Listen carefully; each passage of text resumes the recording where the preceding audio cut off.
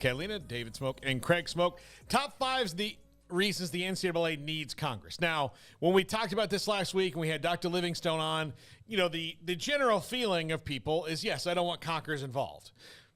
And that's like, we don't want them involved in anything. The problem is that there's only a few entities we have that are supposed to do some of these things, so we need them involved.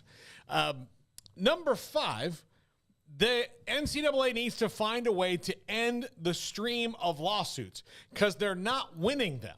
So they need someone to help make some rules for them that will stop them getting sued and they can move on with their life. Now, I feel no sympathy for them in getting sued, except for the fact that there comes a point where we as a sports watching public and a society need to move forward with, I didn't get my way, let me sue them, and find some common sense ways to govern and rule things so that we can, run a normal day without having to worry about, are you going to get sued? And the NCAA right now doesn't have the wherewithal or the structure to do this, which is one of the reasons they need Congress. Yeah.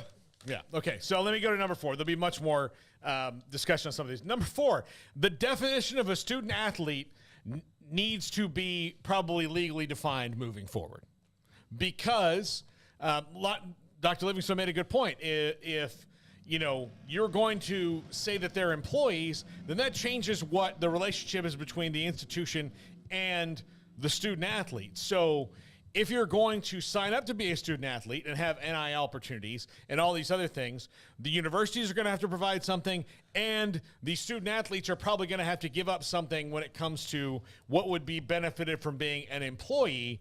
And that is where it's going to get really murky and there'll be a lot of fight on. But someone needs to come up with a legal definition of that and move forward, because right now it's not really legally defined anywhere.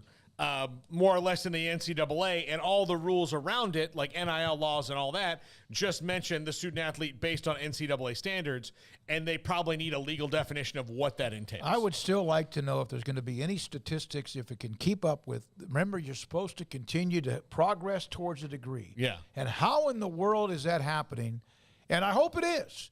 But you wonder, how is it happening with players who are transferring and have transferred 2 or 3 times in the last 5 years? I think that's one of the reasons they're changing that rule. Yeah. Is that you're not going to be able to, without penalty, go wherever you want anymore. Like, you can transfer once, and then after that, you're going to have to get a waiver.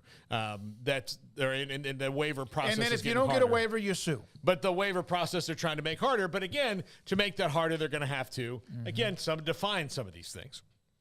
Number 3. Sports gambling legalization is out there. And this is not something maybe that the NCAA will have a hand in directly, but Congress needs to make laws.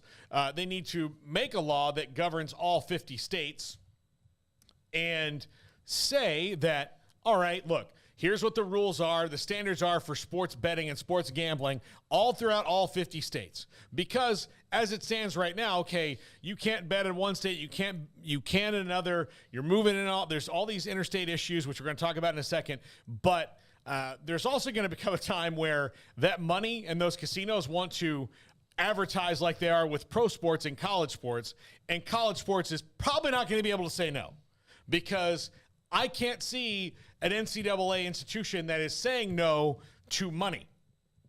I don't see anybody saying no to money. And that money's going to come there, and so you either have to find a way to do it legally, or it's going to get really murky, and that's what they want to avoid desperately. So with sports gambling now legal by the law of the land here, or you can pass it in your state, they need to make those rules so that especially colleges can know how to deal with it. No, I mean, it's just different for every state. Like, that's the thing, is it's like the NIL rules. It's, you can do it some places, you can't. So I don't know. Are they even allowed to have some wide sweeping national statement on sports betting? Well, the NCAA isn't, but Congress has made it legal. So, like, you can have it in your state. The thing is, they haven't put forth if you're going to be legal, this is how it's federally approved. Like most things. So, and now, speaking of that, and I got from the 858, he sends some really deep, good, well thought out text at times to me, and You were talking about what Dr. Livingstone was mentioning about Congress helping them out. This is still going to come down to the states, right? They have their own rules. Well, that's why they need Congress, because the states have their own rules. Yeah. Congress needs to say, here's what your rules here's where your rules have to fit in. Congress has not done this with marijuana, right? So marijuana is legal in individual states and actually in some way or form in most of them now. But because it is still a Schedule I drug, according to the federal government, there is no federal regulation on it. So all the states are making their own rules and like kind of going around it. If they made it legal nationally and said the ways that you can sell, produce, and distribute marijuana, like much like you would, cotton or, strawberries or something, any other crop, tobacco, hops for beer, all of that, if you had to live up to these standards, then the federal government could also collect taxes on marijuana dispensaries and all that. They need to do the same thing for sports gambling, but because it's become such a kind of a teetotaler issue on one way or the other, they haven't done that, but they need to, because the fact is that it's there. And that leads us into number 2, interstate legislation issue, rules clarifications. The rules for NIL in Texas are different than the ones in Ohio, are different than the ones in California, are different than the ones in Florida, and so on and so on and so on. That is what Congress needs to say is, here's what the rules can say, here's what your rules must fit under, and you must all adhere to this same standard, because otherwise you are going to just find states changing their laws as the more influential donors. Well, Texas didn't get this guy because the NIL rule in Texas is different, and in Georgia he can. Well, guess what? The backslapping's going to happen, and the, palms are going to get greased, and the law is going to change. And then it's going to change again and again and again, and until they get to a point of, here's what the standards are. So I realize this is not the most fun one, but I'm trying to be educational here. And I hope that people can get something out of this to understand what Congress is not doing and why they need to help. But again, I could do top 5 reasons we human beings need Congress, and the same result kind of happens all the way around nowadays. And number 1, and Linda Livingston mentioned this, is antitrust issues. This kind of goes back to that definition of a student athlete.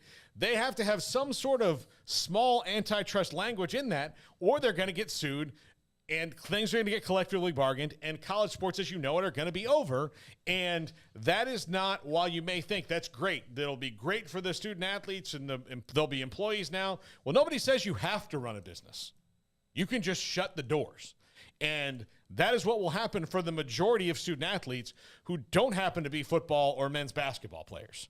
And so if there's not any kind of antitrust like regulation or definition there, it doesn't have to maybe be full antitrust, but just something of college athletics fit within this definition. If you choose to accept a scholarship and you're doing this, here's what you are getting and here's what you are forfeiting. If you would like to be a professional athlete, then you can go do this.